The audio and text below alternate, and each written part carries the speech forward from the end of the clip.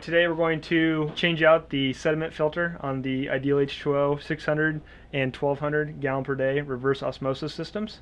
Make sure your feed line is turned off. You never want to change a filter with the feed line on. You get sprayed with water. Take your filter wrench here, go ahead and securely get it onto the housing and untighten it. And you're going to have some leaking water.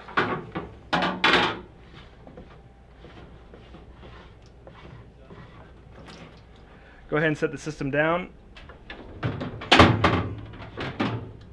And you're going to need to dump out the water.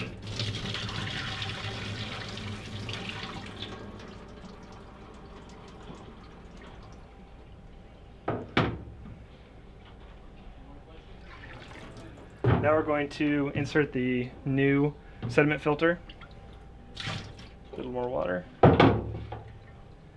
The O-ring on the housing will sometimes come unseated from the top here.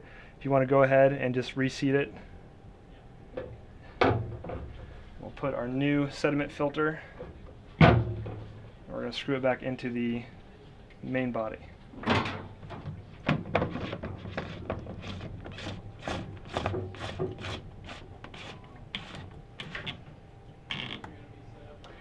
Hand tighten it. You don't need to use a filter wrench on this. Hand tightening will be sufficient.